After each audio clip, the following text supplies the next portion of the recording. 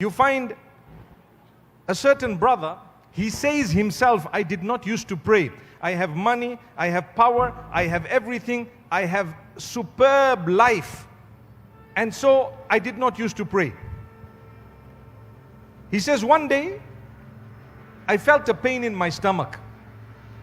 And I thought perhaps it might be something, maybe a little bit of gastric or whatever it might be, something I ate. He says, the next day, the pain was still there. I decided, let me go to the doctor. He went to the top doctors. The doctor had all the checks and they diagnosed him with what? With cancer. May Allah grant cure to those who are suffering with cancer. Say Ameen. And the doctor told him, you don't have much to live because there is no guarantee. This is aggressive and it's very bad. He says, I told that doctor, who do you think you are? How can you decide that I have very little to live? Are you God Almighty? Suddenly he is talking about God Almighty, but all these years he says that I didn't even think of God Almighty because I had everything. Are you God Almighty? The doctor says, hey, let's not go there. I'm only giving you what the results are of your own, the tests and so on. And I'm telling you from my experience that this is what it is. He says, when I left and I came home and I shared it with my family and I realized what exactly happened, he said, for the first time in my life, I washed myself and I stood on the sajjada. You know what's a sajjada? A prayer mat.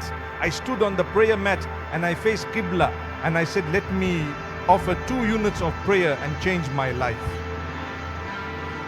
So he offered 2 units of prayer and he said, I cried in sujood, oh Allah, cure me, oh Allah, cure me, oh Allah, cure me. You are the only one who can cure, because medicine has already given up. But he says, my life turned around within 3 days.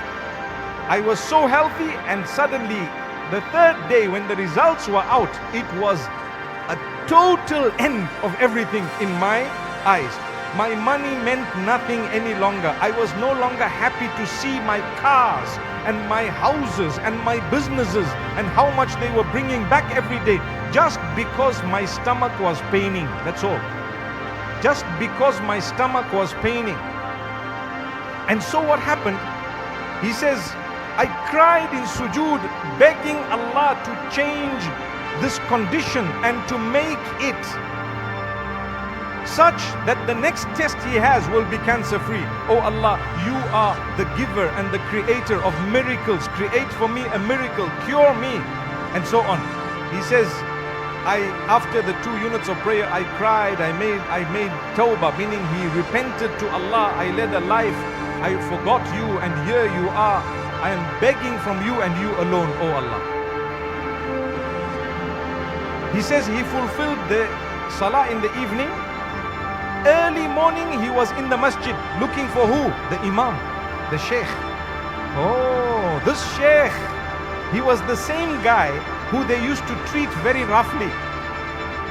Sometimes they treat very roughly. The sheikhs, they are not paid sometimes, in the sense that they are not looked after. When they are delayed by 2 minutes in salah, they will complain, hey, next time don't read too long. I don't know if it happens in SK, but I think it happens in other places. By the way, Brother Wa'il, SK stands for Sultan Kudurat. MashaAllah. Am I right? Do you call it SK? MashaAllah, there goes. You see, I didn't know, I just guessed. Because in the Philippines, they love to put abbreviations. So, he's looking for the Imam. He says, after Salah, I greeted the Imam. He had a big smile and I was looking very sad. And then he says, I heard some guys say in the background, look who is in the masjid today. You understand what that means? Look who is here today. Meaning they are surprised, they are shocked. One guy said, look who lost his way today. Allahu Akbar, Allahu Akbar. Which means we don't expect this rich, wealthy, powerful guy to be in the masjid. We don't expect him today. Maybe he's lost, that's why he's here. Now obviously I want to correct that, because it is wrong to say that to someone who comes to the masjid, no matter what. Even if they have never been there, it's wrong. It's wrong. You need to encourage them. You need to bring them through and say, mashallah, welcome them. It's the house of Allah. So what happened? He says, I was so embarrassed, but he says, I was shivering. I said, Imam, I need to talk to you privately. I need to talk to you privately.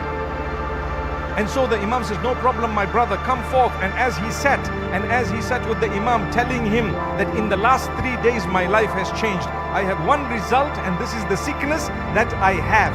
The Imam says, my brother, don't worry. Allah is ash-shafi. Allah is the cure. You need to drink Zamzam. You need to have hope in Allah. You need to start with black seed. You need to have ajwa. You know what these things are, right? You need to have pure honey. You need to do this. You need to have an alkaline diet. You need to, whatever the Imam was saying, he said a lot of things. So the brother says that the Imam said one thing that woke me up. He says, brother, there is one of two things that can happen to you. Either Allah gives you cure, so you live for a few more years before you will still go back to Allah anyway. Because those without cancer have also died. Right? And he says, or if Allah did not cure you in the worldly sense, He will cure you in the heavenly sense. Because if you die as a result of the sickness now, thank Allah He gave you the chance to turn to Him before you died. Allahu Akbar. If you die suddenly, so many people, they die suddenly. They did not have an opportunity to repent. They did not have a chance to turn back to Allah. They did not have a chance to say, I'm sorry for what I did. They did not change their lives. They led a life, for example, far away from their Maker. They are now going back to their Maker. Is that better, or is it better to have an opportunity to change and to turn? So when Allah has given you a diagnosis of a disease that is considered terminal by worldly standards, remember, it is a gift of Allah. He's giving you a chance. Are you going to turn to me? Because you know what? It's enough. It's enough to lead your life. What are you going to achieve? What are you going to get? Every day you are committing a sin, the same sin repeated again. Every day you are doing bad things. You don't ever read the Quran. You have never prayed. You don't ever do the right thing. You are out doing the wrong things, whether it is intoxication, whether it is whatever else it may be, the gambling, the losing of money, the abusing of people. You've been doing wrong things all along. I want you to change your life. Here is a beautiful opportunity. I want you to be diagnosed a disease that medicine is going to give up and tell you we cannot cure you, so that you can turn to Allah, because He is the cure. He says at that juncture, when I listened to this Imam, my life changed permanently, and I said, oh Allah, even if you cure me, I'm not going to change to go back to my bad ways. I will remain steadfast even if you cure me. Because sometimes what happens to us? The Quran says that when man is in trouble, he calls out to Allah. And when Allah alleviates the trouble and the struggle, he forgets Allah as though he never ever called out to Allah before. Oh Allah, help me to pass my exam. Oh Allah, help me to pass my exam. I have an examination this evening or tomorrow or this coming week. Oh Allah, I have examination tomorrow. Help me. Grant me the ease. Make me pass. Oh Allah, what did you do? You made your Fajr, you made your Dhuhr, you made your Asr, you made your Maghrib, you made your Isha, you read your Quran, you did your dhikr, only because of one silly examination. As soon as you got your result and you have all A's, what did you do?